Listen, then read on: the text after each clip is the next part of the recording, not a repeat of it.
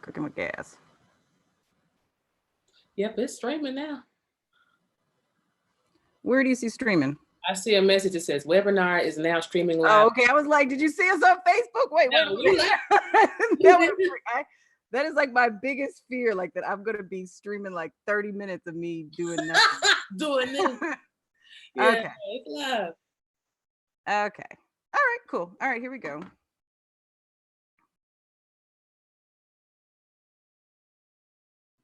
It says stop. It says oh.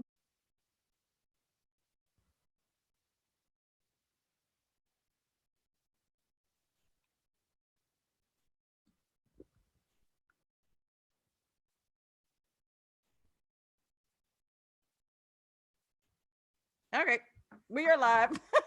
I was just sitting there waiting. Hey, you guys, say hi as you pop on. Oh, there you guys. Hey, Sam. Thank you for joining us. Oh, hey.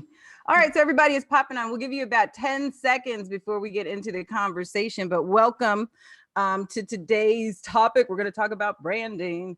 Now, I am not an expert in branding, so I had to call in the big guns, but I love branding. So I love to talk about it. So I am super excited about our guests. So just tell me where you are, where you're watching from, what city you're in, what you're up to as we give it a couple more seconds, and then we are going to get started. Oh, nice. Okay, good. All right. So let's get to it. We want to talk about branding. And I think this is a great time to have this conversation because we are entering into the second half of 2019. We have 2 quarters left to go.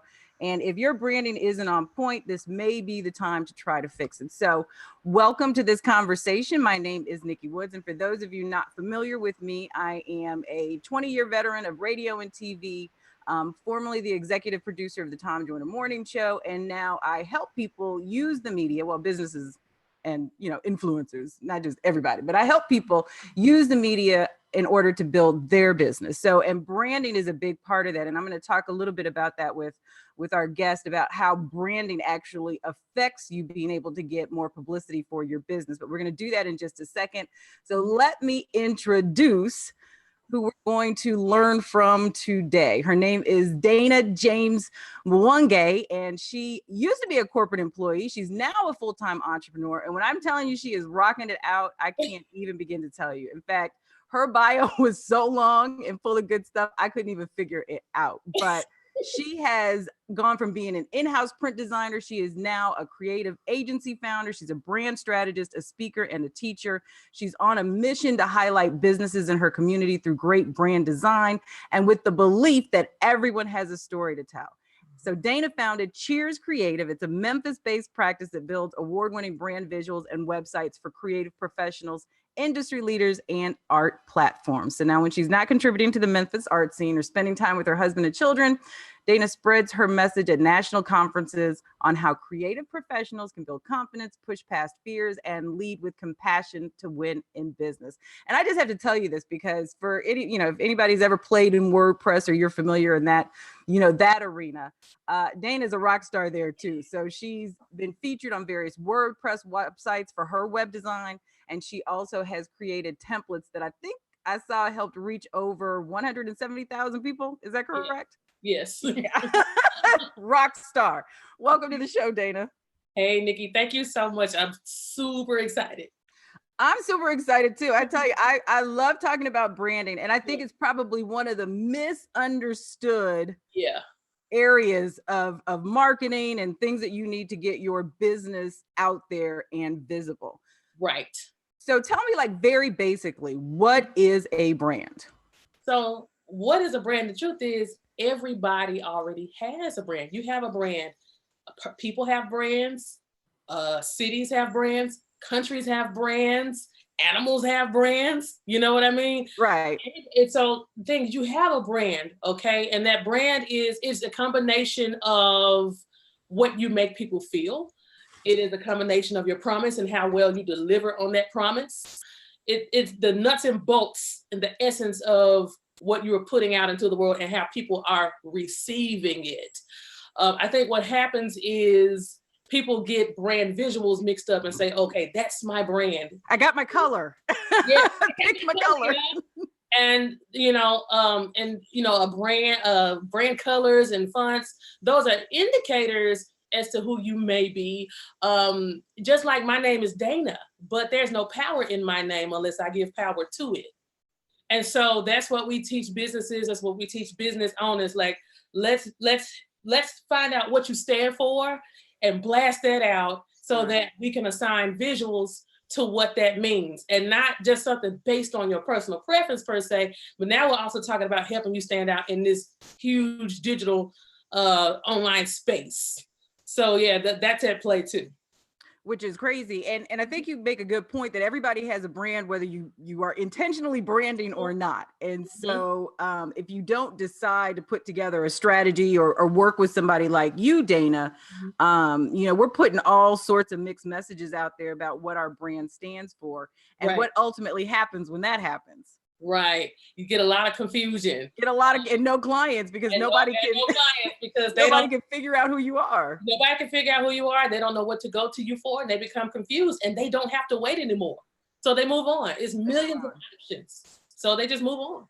That's so amazing. So do you think that most brands reflect the person? It seems like the more people I talk to that, like your community, and the people that attach themselves to you really are closely reflective of who you are as a person. And maybe that's the energy you put out. I don't know. Do you ever have to, I guess, try to tell a client, like, that's not your brand? Like, you may want that to be your brand, but that's not your brand. Absolutely. I think a lot of times you get clients that'll say, and a lot of it falls on the strategist and the designer to educate on what it means for you to have something that's truly yours. And so a lot of times a client may say, oh, I want my logo to look like this person's, or I want my colors to look like this. I want my colors to look like that. But, my thing is this, if I'm coming to you and I'm trying to extract what the magic is in your story and truly trying to figure out how to position you in the marketplace, the worst thing I can do is make you look like somebody else. So, if I don't know, nobody's doing this, but if I'm going up against McDonald's, the last thing I'm going to go do is try to have a logo like that and try to have colors like that and messaging like that, because what you're looking at is billions of dollars that have been spent on that particular message, and a lot of testing and a lot of, seeing what works and what doesn't for that particular client. So it's in our best interest to give you something that works for you and also helps you to stand out. So for instance, if you want to, let's say you're a public speaker and you are a consultant that helps women-owned businesses. For the most part, a lot of those brand visuals look the same. You got the pastels, you got the glitter, you got all that other stuff. The glitter. You know what I mean? And if I give you that, what you are asking me to do is hide you in plain sight, literally. So, it's my job to push it a little bit, okay, and give people slightly something unexpected, and so you can stand out. No, that's amazing. And I want to go back to your reference to McDonald's, because I use that as a reference as well. And I mean, if you look at McDonald's, I mean, they've been around since the 1960s. Right. And their brand obviously has grown and matured, but it really hasn't changed all that much. Very, very slight, I mean, you could look at a McDonald's in 1960 and be like, that's a McDonald's. Yeah. You know what I mean? And so for me, that's just a testament to how much time and money you really have to put into a good brand, because you want it to be able to grow for 60, 70, 80 years. Right. Because that's when you can truly measure the success of it. It's not, it's, will you stick around for the next 20, 30 years, or will you only be around while this thing is hot, Right. Oh, everybody's like, yes, she's so good. Yes, yes. Well, she's in Memphis, and I'm gonna tell you exactly how you can blow her up in just a minute. So, but tell me now about, I guess, and let's talk about the messaging, and then I want to get into some things that are really your specialty, even though the brand is. Oh, but first, let me ask you this question, because you seem to be very creative. Obviously, you have Cheers Creative. That's your company. How much of a brand is art, and how much of it is science? Oh boy. Woohoo! So I put it like this, I am me. I am my actions. I am how I treat people. I am how people respond to me. Okay. And my name is just the icing on the cake. That's what the visuals are. You know what I mean? And so it's more how you treat people, it's more how you deliver, it's more how consistent you are on delivering your products and your services. And then, and I'm gonna tell you something, as somebody who comes from, I got a graphic design degree and I was taught, make everybody's visuals this and that. And I believe that. But what I now know is building a real structure for your business comes first. So in my opinion, if you want to call that the science part, that's what you got to do. Like, what do you stand for? A lot of people don't even know what to do next after somebody emails them. Real talk. There's no. Oh, so you work on that kind of stuff too. So you work on the delivery so that the brand promise.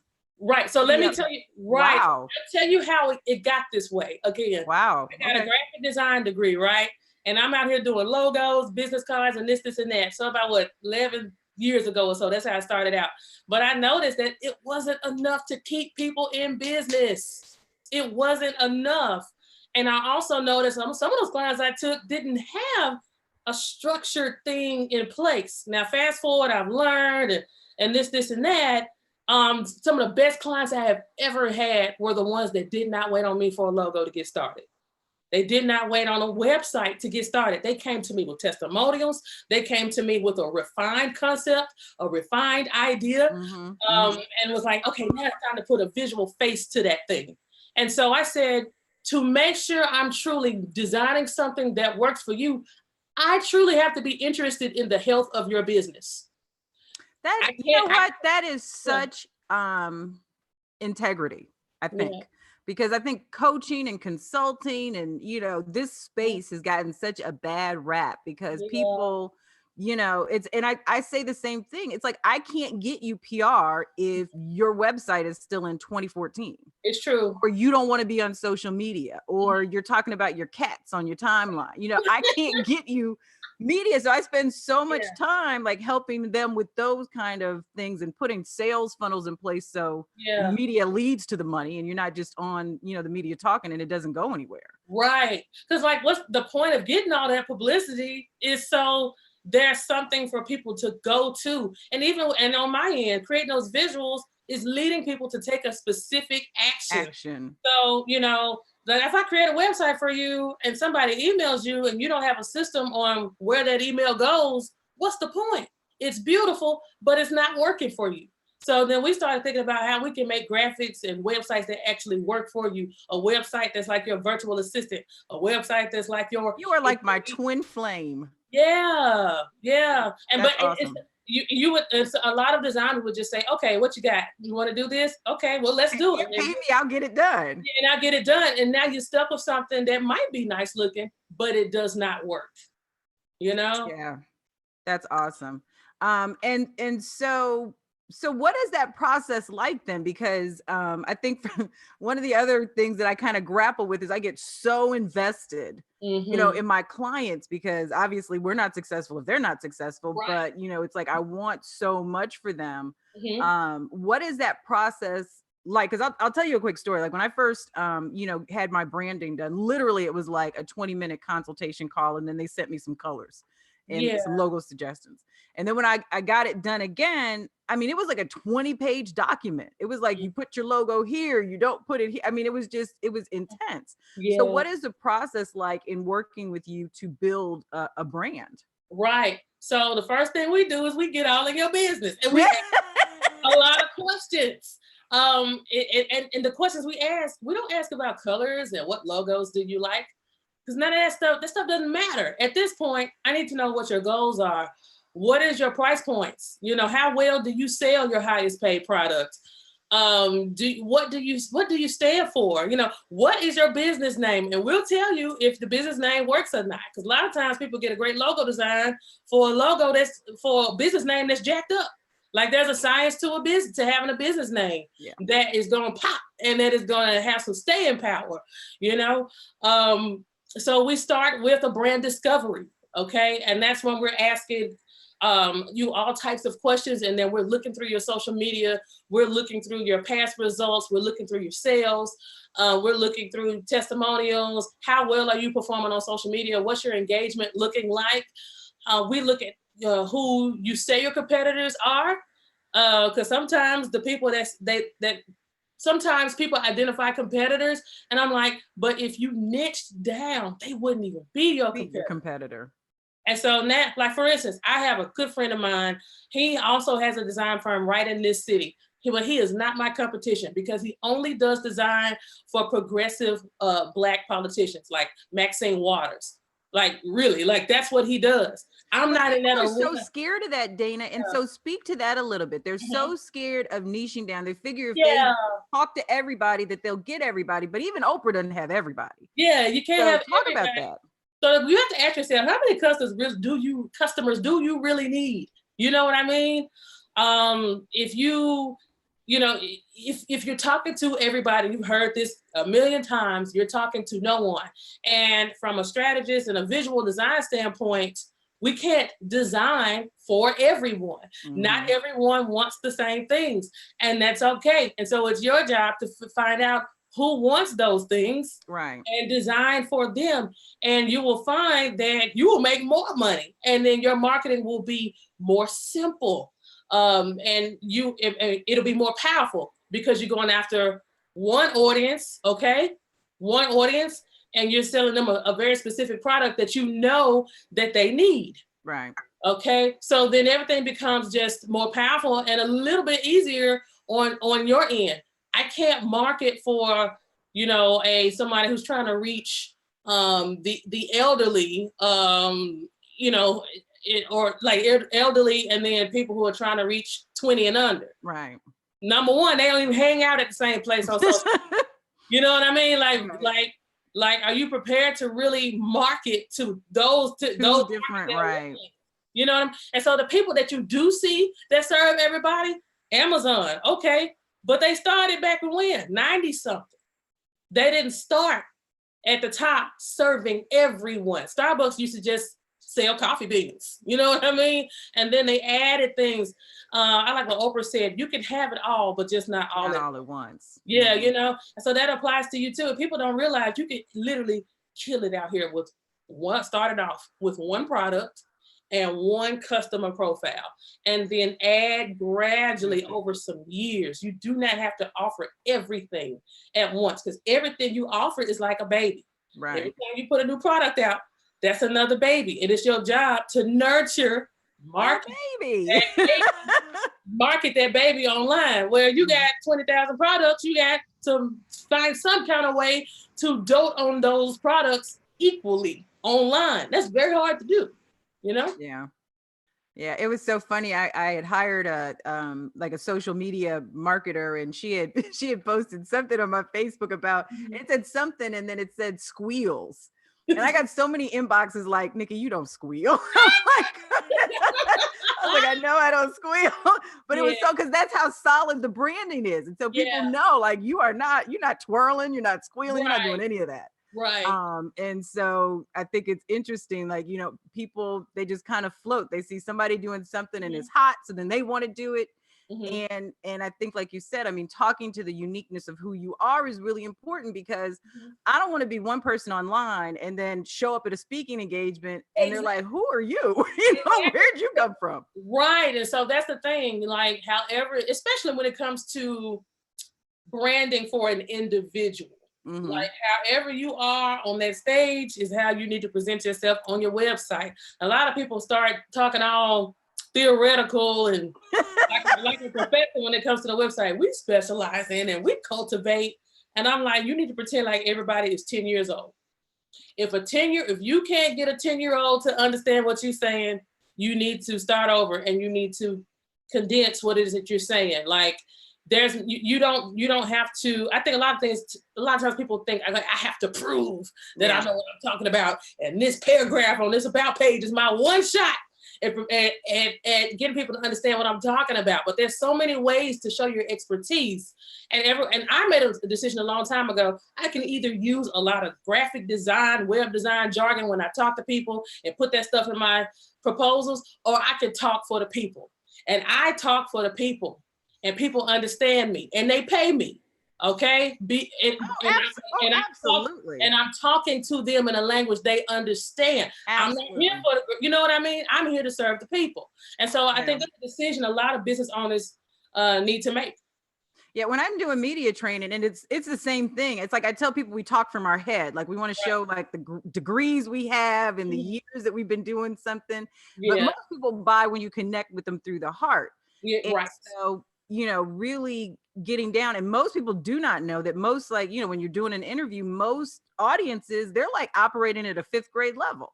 Yeah. And so when you start speaking stuff and nobody can understand, you really aren't going to get a client. Yeah. So it's a lot. And so tell me about, because I know one of your real specialties is also the storytelling of the brand. Yeah. Let's talk about that. Tell me the storytelling, what that is and what that means when it comes to a brand. And then I had another question I thought about, but we'll come back to that. So a good story has 3 parts: a beginning, a middle, and an end. And the higher you go up, like you start getting speaking engagements and being in magazines and you start getting press and all that other stuff, the higher you go, the more due diligence you got to do to tell that beginning in a way that people can relate to it. Okay. And why do we use storytelling?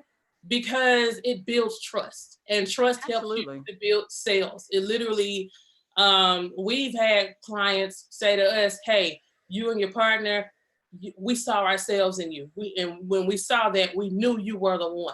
You know what I mean?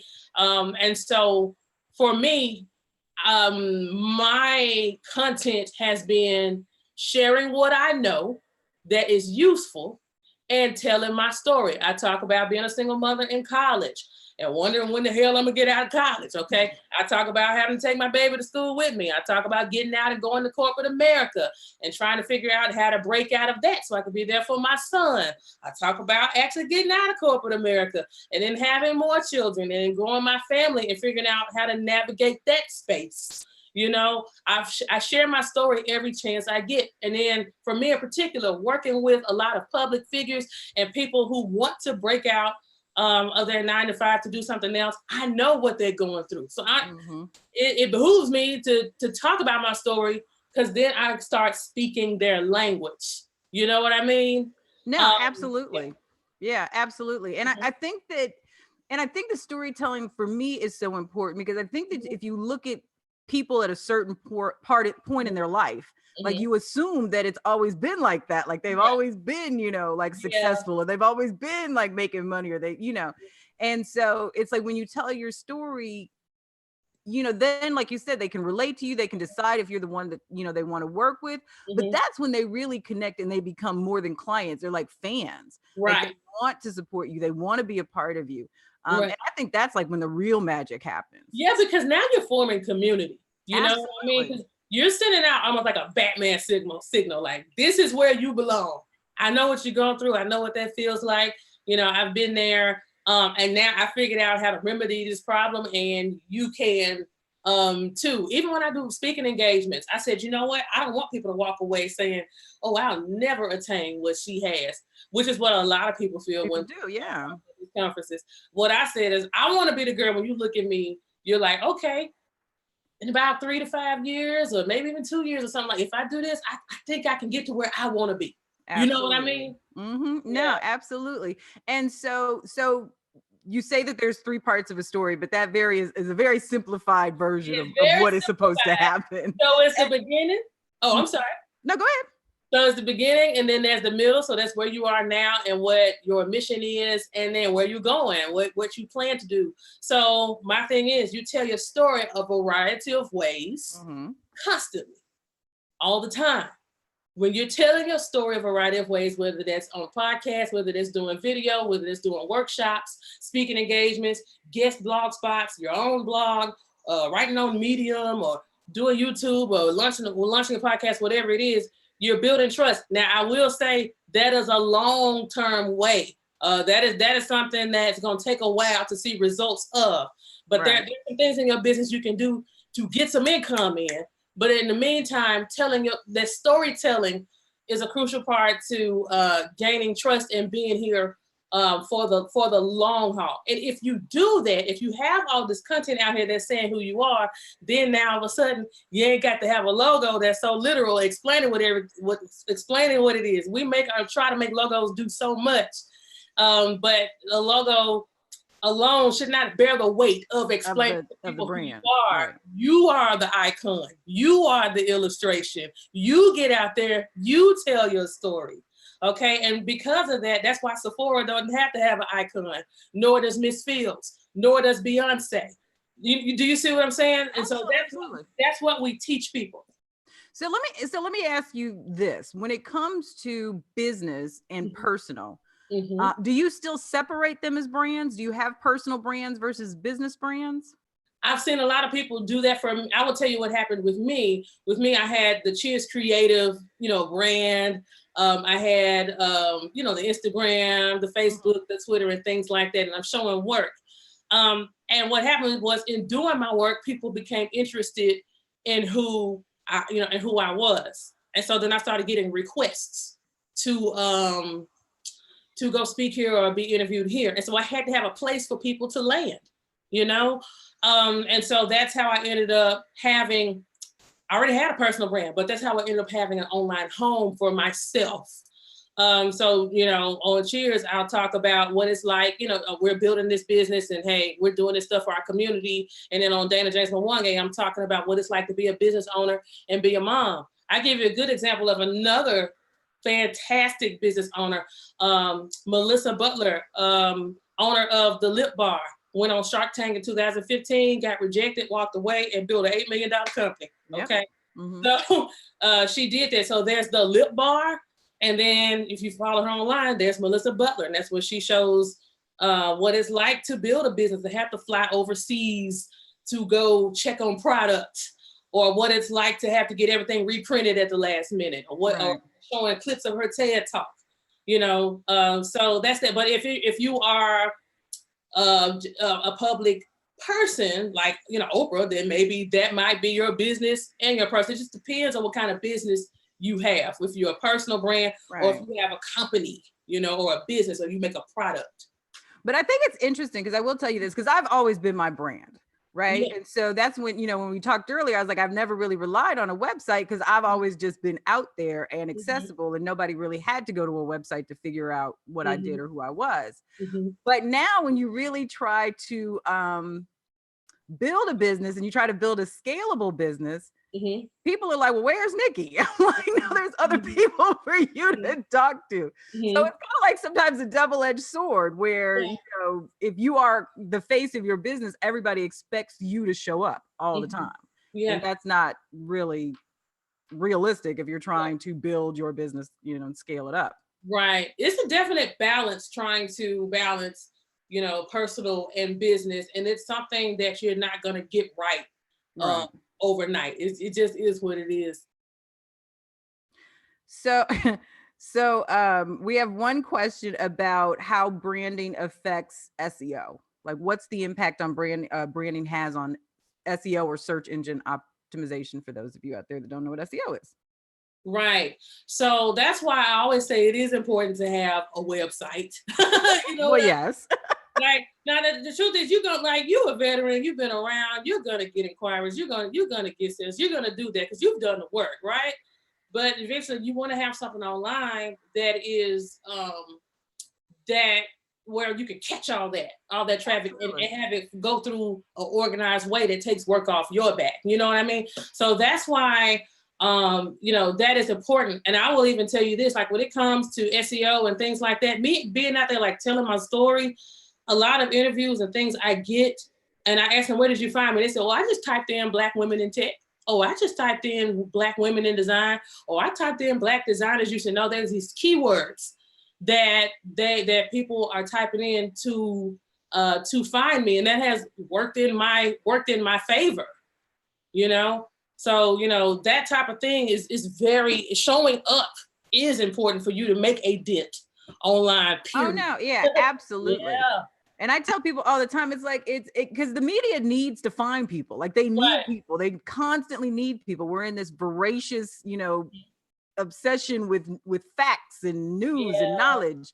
And so the media is constantly looking for people. But if you're not doing anything online and if you're not properly branded and if your SEO is not, right, pointing people back to you, they are not going to be able to find you.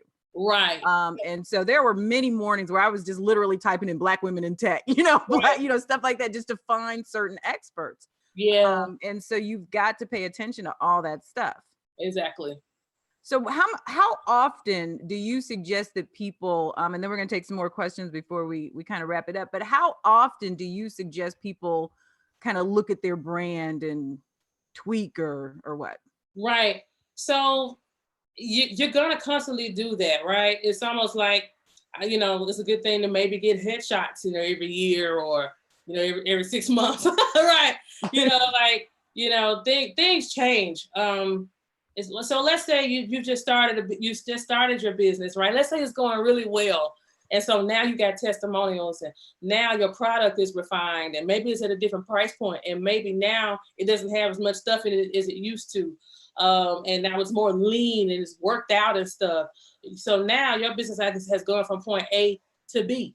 You know what I mean? And but if you don't stop and assess what is happening and how to move forward, you're gonna still market like you at point A. You know what I mean? So at some point, like when you got, all these like new content testimonials, or maybe something about your product has changed, or you have changed or refined the audience that you are going after. And if things don't align, that's when it's time to start assessing what's going on so that you can create a new course. And Right. that period is different for everybody. It could be 6 months, it could be a year. It just depends. Now, I totally agree, but I always tell people you really need to have somebody else assess it. Like, I think it's Yeah, really hard for you to assess your own brand because I think what absolutely. happens is we hear stuff like it's like when you're writing a book and you miss all these words. It's like because you see it in your head. And so you know what's supposed to be on the paper, but it doesn't Right, always make it. And I right. think that's the same way with the brand. It's like we think we're very clear about, Yeah. expressing who we are and what we do. Right. And it's true. Like I could go to the gym and I could work out. I could do jumping jacks. I could do the things I know I need to do to work out. Or I can pay somebody who knows the limitations of the human body, who can stretch me past further than what I thought I could go so that I can get some real results and not hurt myself. Okay. And so that's the same mindset when you hire somebody who's a consultant or a strategist. It's somebody who's coming in from the outside and can see everything from an aerial point of view. Because a lot of times as a business owner and as a leader, sometimes, especially if you're just starting out, you're the bookkeeper, you're the manager, you're the project manager, you answering calls and you're doing all the work, especially if you're starting out. And even when you start delegating, now you're trying to figure out this new role of what it looks like to be a leader and all this other stuff, and so you're always in your business working like this, right? It's very rare that you can stop and look down like that and see what's going on. And so that's what a strategist does. And then the more you do it and the more successful you are, the less time you have to DIY everything. No, absolutely. You can't grow a business if you refuse to let go, especially of the pieces that you're not good at. Like we're doing things we're not even good at. Yeah. So you definitely got to let it go. So we have been having a conversation about branding and things that we need to do as entrepreneurs in order to make ourselves stand out with Dana James Mwangi. And she also has a free gift. It's a mini course on how to boost your brand and sell through storytelling, which I'm absolutely going to sign up for. So I will drop the link in the comments so that you can have this, but also make sure that you're following her both on Instagram at Dana James Mwangi, and I'll put that in there, and also Cheers Creative. And so as we do go into, this third quarter and we're about to round out 2019, what are tips that you have that people can like start doing right now in order to get their brand back on track, other than hiring you? Right. That's so short-term goals, put some systems in place to catch some of these inquiries that you may be getting. Again, a lot of people don't even have a workflow on what happens after somebody emails them. What's your response? What is your pricing? Get those things in order. And there's a lot of programs online that you can use to do that, like Dubsado. I use Dubsado, and it's Dubsado, and it's great for pretty much any consultant. Get those type of things in place, because a lot of times we lose deals because of lack of urgency or lack of speed. So get those type of things in place, and you may see an increase in income just from that alone. Also, it helps you to have better customer service, because people are surprised at how fast you're responding and things like that. Start on that. Do that, okay? And then online, stop looking at everybody else, and as far as I have to do exactly what they are doing. They have something that I don't. The only thing that they have that you don't is consistency. That's it. That's it. Like, tell your story, and that's it. And just focus on making your visuals mean something by what you say to people and what you share, and the content that you put out. And that's something that you will be doing for the long term. For the long term, absolutely. And so, how important is, I guess, that content when it comes to your brand? Outside, like you talk about being consistent on social media, like, are there any types of content that are better for your branding, or? Well, it depends on what it is. If you're a jewelry brand, you may rock it on Pinterest and Instagram. If you are trying to get some intensives, assign some intensives, you might do better with some lives. It just depends on what your business is and what you're selling, what you're doing. If you are a writer, you may do better on Twitter, engaging in conversations about the culture. Right. It just depends on what it is that you are doing. But whatever you do, just know that it's going to take time, and don't necessarily look for likes. I will tell you this: every interview I've had and deals I've had, they weren't on Instagram liking my stuff. They hit me up in that inbox though. That's what you look for. That's what you look for. Yeah. Yeah. So, I tell people, don't do it for the likes. You really want people, and most people, I think that, that you really want to work with are not going to be like visible fans of what you are, or who what you do or who you are. Right. And so if you're just putting out valuable content and you're not looking to like put all these bells and whistles on there that you think need to be on there just because you want people to like it. It's like, I was called a friend of mine who's a business owner, and she posted this picture, and I'm like, all for you posting whatever you want to post. But I was like, this was so thirsty. It was like clearly that you wanted people just to like this post. And I put pictures up as well. I love posting pictures, but I think if you're a business owner and you want your brand to reflect one thing, you always have to honor that. And not just try to grow your social. Right. And it's hard, and it's easier said than done, because social media can play, how well you do in it can play a big toll on your mental health and on your self-care, but so it's important to think about those things and just be yourself and just let things organically happen. Absolutely. So they were like, okay, you just answered my question. Okay, so let's take one last question. I'm gonna let you go because I know you got stuff to do, and I haven't eaten dinner, and so I'm gonna get hangry, as they say, in just a minute. But Clifton wants to know: should you be thinking about branding before you even start your business? That's such an interesting question, because the journey in starting the business is the branding. Yeah. Just that messy part where you're messing up and you're going through trial and error and all that stuff. Like, that's starting it, and documenting that process is part of the branding. I do think there are some overall things you should think of in the beginning. Like, is this scalable? Okay. And there's some things to keep in mind in the beginning, but I don't think as soon as you have a business idea, you need to be thinking about your logo and colors. I do think you need to be thinking about where you want to be in the long haul, and how well this idea can be scaled, and how much of this business can you automate, and also be thinking from the very beginning of how, like, build everything to share the workload with folks. A lot of folks today can't even hire an assistant because they don't even have steps written down on how to do XYZ. So think about those things from the beginning. Okay. And then after you have all this stuff collected, now it's time to think about a visual face.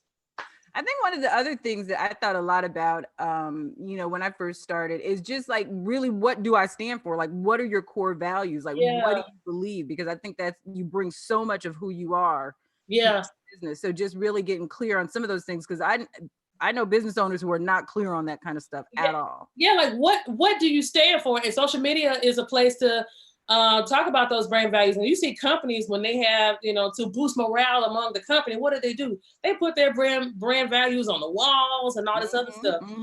Because brand values also attract certain people to your team that also have the same brand values. What is one of Nike's brand values? That everybody is an athlete. That's what they believe. Everyone's an athlete. If you have a body, you're an athlete. That's what they stand on. And so their marketing, their commercials, their ads, all of those things embody that brand value, those brand values. And what do I stand on? And me in particular, I know presentation is everything. I can get you to understand the most complex thing if I present it in a certain way that makes it easy to understand. That's why and it's my job to help you see something that you wouldn't have been able to see before. So I go all out just to help you see what is possible. So that is something that I stand for. And if you have a website, what you can do is tell people what you stand for on your website. So this is how we do it. We believe this, we believe that. We take on clients who do this, we do that.